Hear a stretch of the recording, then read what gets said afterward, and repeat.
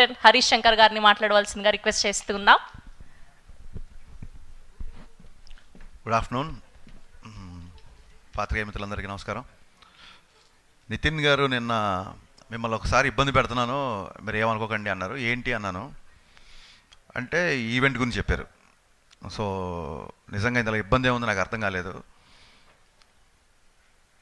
ఇందాక రవి చెప్పినట్టు కేవలం ఈటీవీ కాదు, ఈనాడు పత్రిక కానీ, ప్రియా పచ్చళ్ళు కానీ, ఈ గ్రూప్ అంతా మన అంటే ప్రతి తెలుగువాడి ఇంట్లో ఒక ఫ్యామిలీలో ఒక పార్ట్ అయిపోయిన, అంటే అలా పెరిగాం మేము అందరం.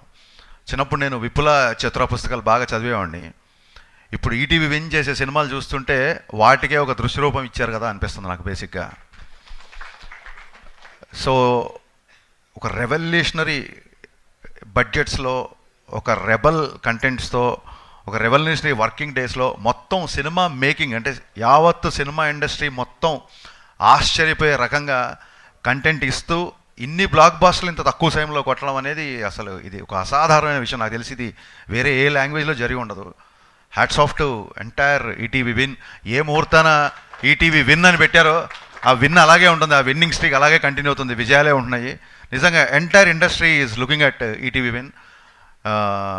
నితిన్ గారికి, సాయి గారికి, బాపినీడి గారికి, ఎంటైర్ ఈటీవీ విన్ టీమ్కి నేను మనస్ఫూర్తిగా అభినందనలు చెప్తాను. అండ్ నాట్ ఓన్లీ అభినందనలు, మీ నుంచి నేర్చుకోవాల్సిన విషయాలు కూడా చాలా ఉన్నాయని నాకు అర్థమైంది వరుసగా మీ కంటెంట్ చూస్తున్నప్పుడు. సో నితిన్, ఇలాంటి మంచి కంటెంట్ గురించి, ఇలాంటి మంచి సినిమాల గురించి పిలవడం అది ఇబ్బంది ఏం అవ్వదు. It's pleasure to be here actually. కాకపోతే రాగానే స్రవంతి గారు పాపం హరీష్ అన్నారు. అనగానే సరేలే, మొన్న సినిమా అనుకున్నంత ఆడలేదు కదా అందుకే పాపం అన్నారేమో అనుకున్నా. తర్వాత వచ్చిన అందరికీ అనేశారు, కాదు అది అందరికీ అనేశారు. ఆ తర్వాత ఓకే మన కాదులే అనుకుని మెల్లిగా. అందుకే ఇందాక నరేష్ గారు పగలబడి నవ్వుతున్నారు, నేను ఎందుకు ఇలా ఫీల్ అయ్యని చెప్పి నరేష్ గారు చెప్పాను. రాధాకృష్ణ గారు, యమునా తీరం, సంధ్యారాగం, నిజమైన కళ్ళు, నీలా రెండు కళ్ళలో, ఈ పాట one of my all time top 3లోనో టాప్ 1లోనో ఉంటుంది. అంటే ఇళయరాజా గారి పాట తర్వాత నేను ఎక్కువగా వినే పాట ఇదే. దాని సాడ్ వర్జన్ కూడా చాలా బాగుంటుంది. యమునా తీరం, సంధ్యారాగం, సెలవన్న ఈ కళలు, సెలయేరైన కళ్ళతో, వేటూరి గారు సేమ్ ట్యూన్కి అద్భుతంగా 2 వర్షన్స్ సార్. ఈ 2 పాటలు ఎప్పుడు నేను వింటుంటాను sir. Thank you so much. అంటే మన కళ్ళలో చాలా తక్కువైనా సరే మీ పాట ఎప్పుడు మా జీవితంలో ఒక పాట అయిపోయింది. థ్యాంక్ యూ సో మచ్ అండి. Welcome back. మీరు మళ్ళీ ఇలాంటి పాటలు ఈ సినిమాతో చేస్తున్నారని తెలిసిందే. మీరు మళ్ళీ ఈసారి గట్టిగా నిలబడాలి. తెలుగు తెలిసిన వ్యక్తి, తెలుగు సంగీతం, తెలుగు సాహిత్యం తెలిసిన వ్యక్తి, మీరు మరింత బిజీ అవ్వాలని మనస్ఫూర్తిగా కోరుకుంటున్నాను సార్.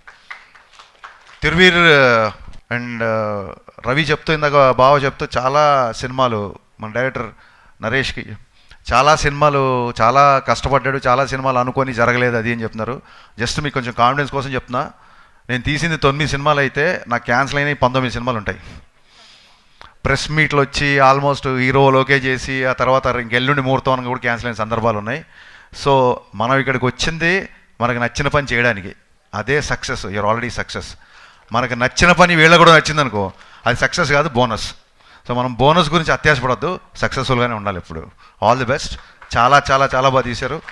అండ్ చుట్టాలకి పలకరించే వాళ్ళకి ఆ బోర్డు సైన్ ఉంది చూసారా, అక్కడ లాంగ్వేజ్ మీద మీకున్న పట్టు, డైరెక్టర్గా మీ కమాండ్ నాకు ఒక ట్రైలర్లో అర్థమైపోయింది. Looking forward to watch this film. Premiere రోజే ఈ సినిమా నేను చూద్దాం అనుకుంటున్నాను. All the best, all the best అండి. Super super, everything is so perfect.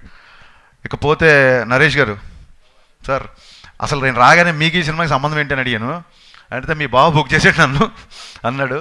But ఆయన సరదాగా అన్నా సరే నిజంగా ఎంత పాజిటివ్ మైండ్తో వస్తారంటే ఆయన, నేను ఒక 10 ఏళ్ళ నుంచి వస్తున్నా, ఎన్ని సినిమాలకి ఆయన పిలవగానే వచ్చి బ్లెస్ చేస్తారంటే, బేసిక్గా సినిమా అంటే ప్యాషను, ప్రాణం. నరేష్ గారు సో ఇన్స్పైరింగ్ అండి. అండ్ ఇందాక చెప్పారు నితిన్ గారు చెప్పినట్టు, యాక్షన్ సినిమాలు, లవ్ సినిమాలు, లవ్ స్టోరీస్, కామెడీ సినిమా అన్నీ పక్కన పెడితే మనందరం మర్చిపోయిన సినిమా ఒకటి ఉంది, అది ఈవీ గారి సినిమా.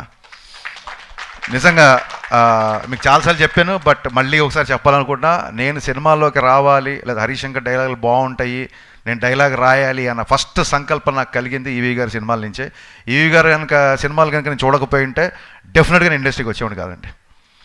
దట్ మచ్ ఇన్స్పైరింగ్ గురుగారు నాకు. అండ్ ఎప్పుడు నరేష్ గారు కలిసిన ఫాదరే గుర్తొస్తారు. ఇవాళ వాళ్ళ ఫాదర్ని మీరు స్టేజ్ మీద గుర్తు చేసుకోవడం చాలా చాలా చాలా అనుకుంది నితిన్.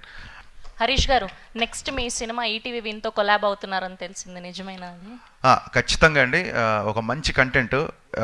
నేను చాలాసార్లు మొన్న కూడా ఉస్తాద్ ఇంటర్వ్యూలలో చెప్పాను.